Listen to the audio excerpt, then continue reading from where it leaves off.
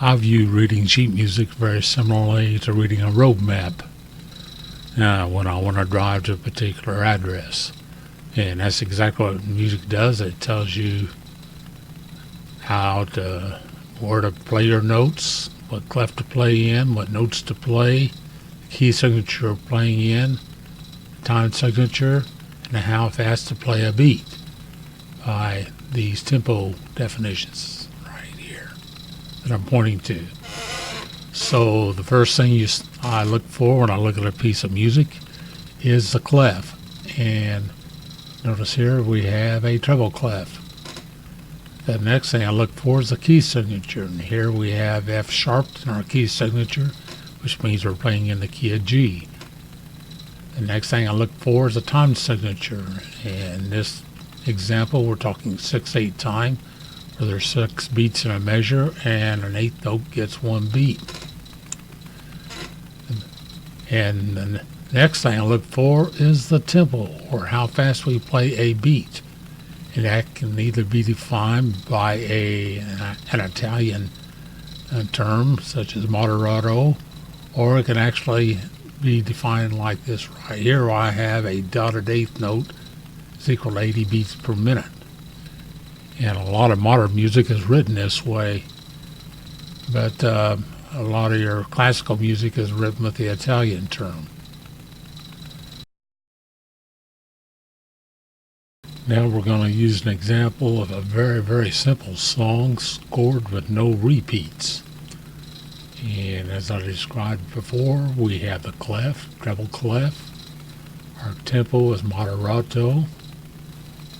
Our time signature is 4/4, which means 4 beats in a measure, and a quarter note gets 1 beat. And all we do now is just play the notes as written in the score.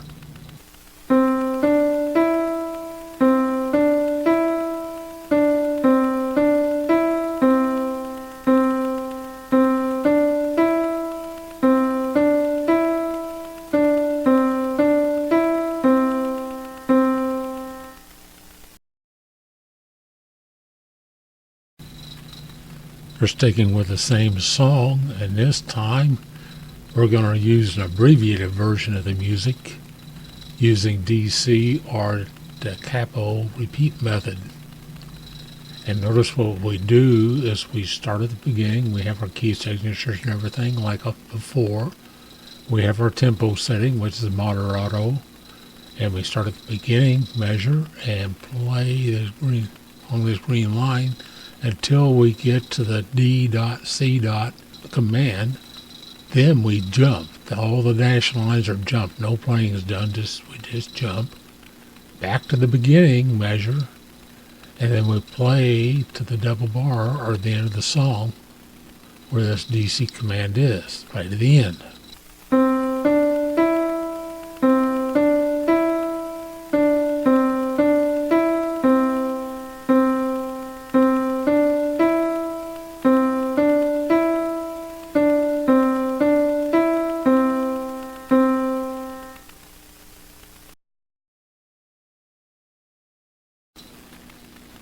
Now I'm going to demonstrate how to play my simple song using the abbreviated version using the DC A method.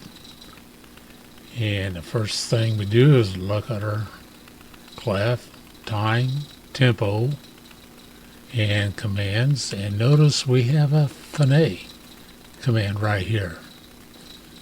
And what we do is we start at the very beginning of the song, and we play until we get to the DC off and A command, which is right here. My mouse pointer is. We jump back to the beginning of the song, and now then we play to the finale or end of song. In this case, because we have our finale right here. The powerful thing about this command is we can put finale anywhere we wanted. So we have finale in this measure, the song would end in this measure right here that I'm pointing to.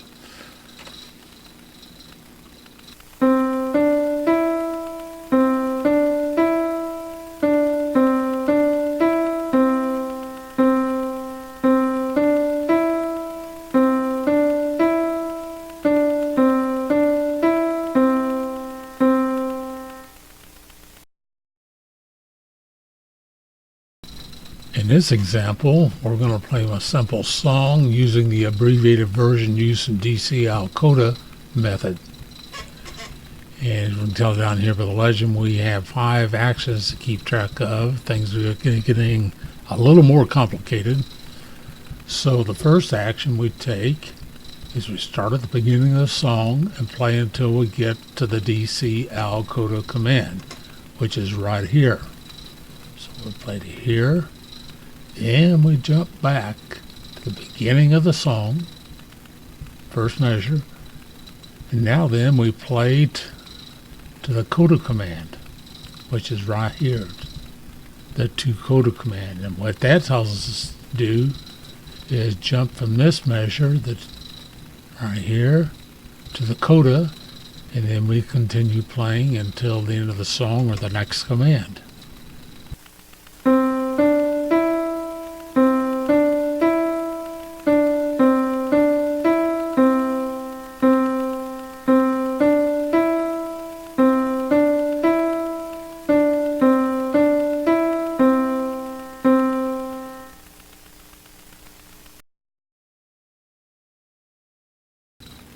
In this example, we're going to play my simple song using the abbreviated version of DSL Coda.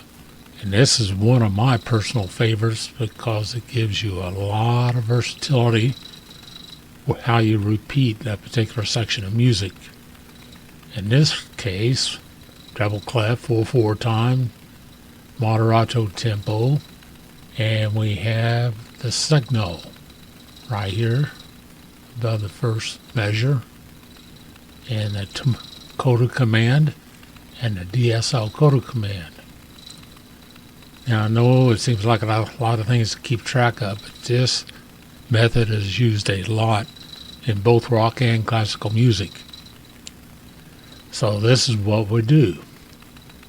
We start at the beginning of the song and play until we see the DSL Coda command, which is right here. And so we play to there. Notice we have a double bar, and if the music's written correctly, then we jump back to the signal. And in this case, the signal's at the beginning of the first measure. The powerful part of this method is you can put the signal any place you want to start your repeat. But in this case, we'll just stick with the signal in this command, and then we play from the signal to the to Coda command, which is right here. When we get to that command, we jump from the to Coda command to the Coda and finish playing until we get another command or to the double bar, which is the end of the song.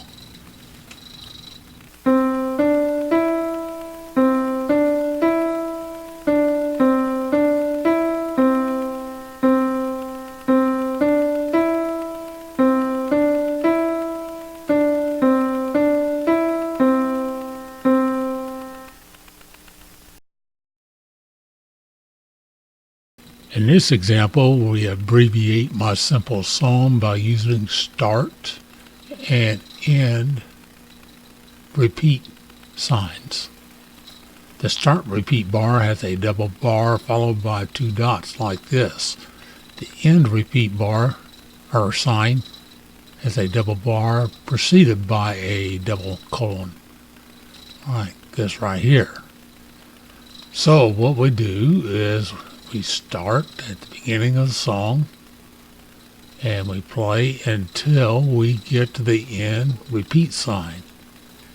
Then we jump back to the previous, and I emphasize previous because more complex music may have 10 or 15 start repeat bars, and it always jumps back to the previous one.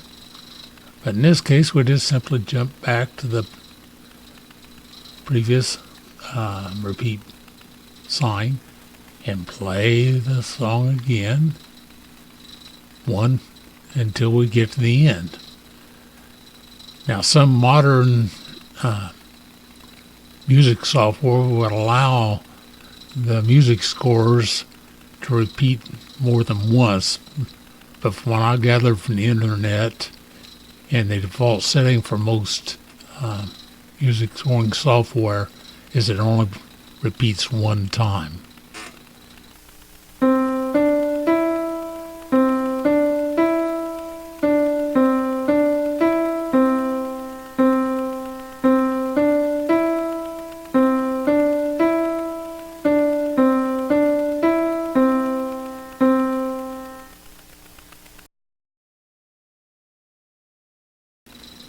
In this example, I'm going to abbreviate my simple song by using first and second endings. So let's look at our music. We have our clef, our time, our tempo defined. And now the next thing we look for are the repeats. And notice in this case we have a first ending right there and a second ending right there. In our first ending, we have an end repeat bar or sign. So what we do is we start at the beginning of the song, we play until the end repeat bar in the first ending, which is right there. We jump back to the start repeat sign and play until we get to the first ending measure, which is right there. We never play an ending twice. So what we do is we jump from this point to the second ending and continue playing until the next instruction, which in this case is the end of the song. Now I'm going to jump down here to the text I've written. And it says, note, this process is followed if you have 100 endings. And trust me, there's some songs that have several endings. They have codas. They have all kinds of repeats. But you just repeat the same process. And always remember, you never play the same ending twice.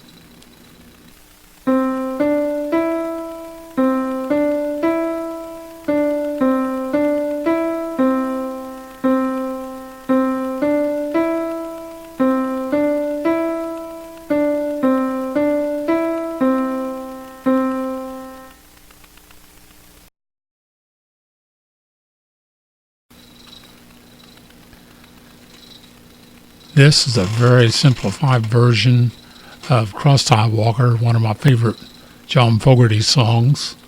And I've scored it much like Johnny Cash would have done in these early days, because I would have loved for Johnny Cash to cover this song. This is going to illustrate why music is abbreviated. Now this has a 4-piece band. It's got a lead guitar, acoustic bass, drum set, and vocals. And you can see the amount of music that has to be written to pull this off. That'd kill a few trees if you print this out. And this is the condensed version. Imagine what this would be like if we stretch this music out without any repeats. First repeat I want to talk about is the measure repeat. And what this means, you see this sign, you're going to play exactly the same notes in the same style as you see in the measure before, like that. And see, this particular riff is repeated 1, 2, 3, 4, 5 times in the lead guitar. The next kind of repeat I want to talk about is the navigation repeats. And this tells you how you're going to navigate all this stuff. Notice we have 4 verses of lyrics here, and it's all compressed. See how they're one under the other?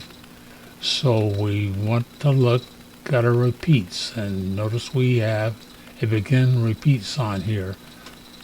So we know we're going to come back to this point somewhere along the music. Here we are. We're going to play from that repeat sign to the first ending here, and there's our end repeat sign. So you see we're starting verse 2 of the song right here. Hit that repeat and come back and repeat it again.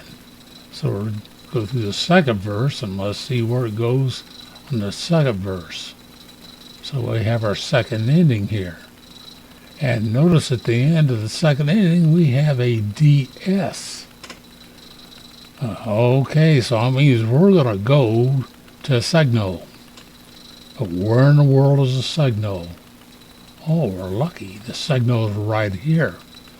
So when we play the second ending of this song, it's going to jump straight to segno here. And we're going to play a guitar solo. So we sing 2 verses, then we can jump here and go to the segno and play the guitar solo. Now what do we do after we finish playing the guitar solo? I have a second ending. There's no first ending here, just a second ending. Why did this crazy man put a second ending without a first ending here? Well, we come back here to where the second ending is here, and we say DS. So in a sense, this is a continuation of the second ending before. So we play this after we play from the segno to this location and start the third verse. There's our end repeat bar, so we jump back to the begin repeat bar right here. So we start third verse. Got no sand in my pocket.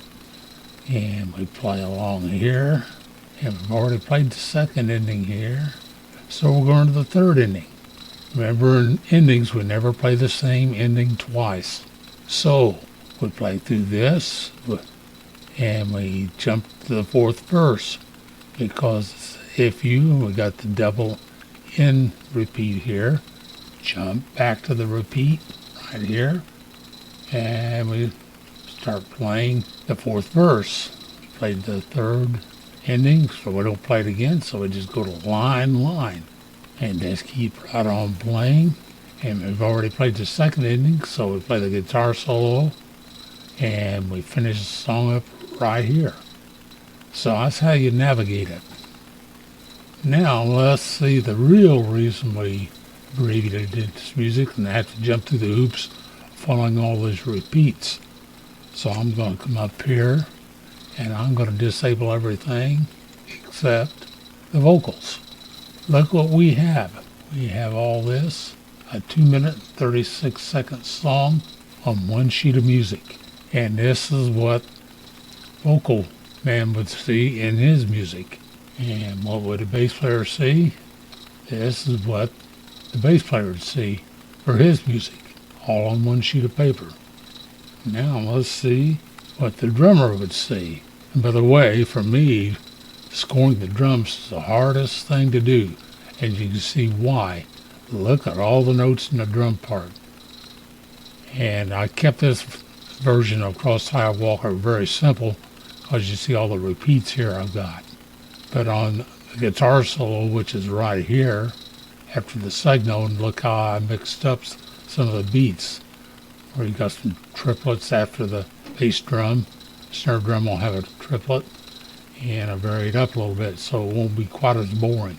Let's come back to the fake book here. This is a fake book, which you probably see in a fake book when you see compressed music. And let's just play through this song just to see what it sounds like.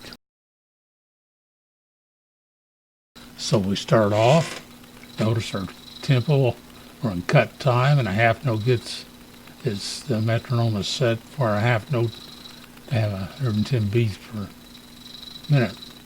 So here we go.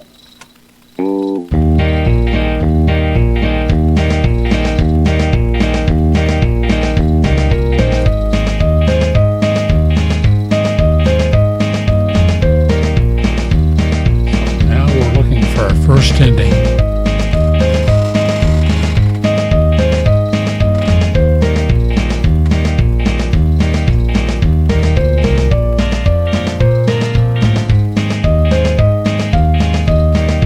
Here we come, first ending.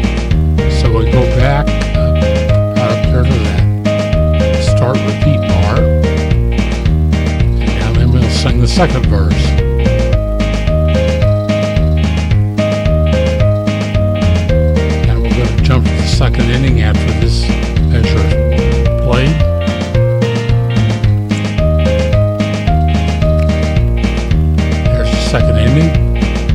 S. So we go to the signal, which is right there.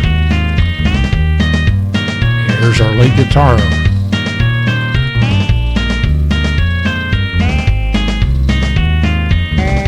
And those are continuing the second ending from up here, which we played. So we jump back to the beginning here for our begin repeat bar.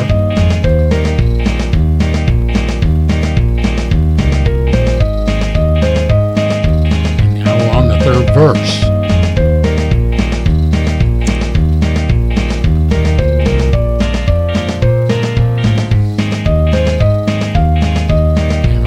The third ending here.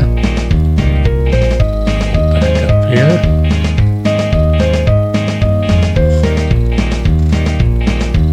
And we're in the fourth and final verse. So we're just going to play the end of the song here.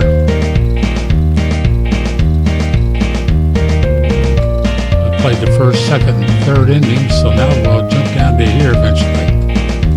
Line, line. Play our solo.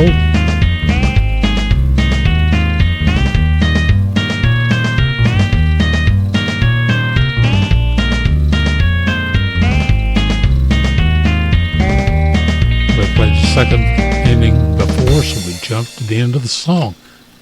And that's all there is to it.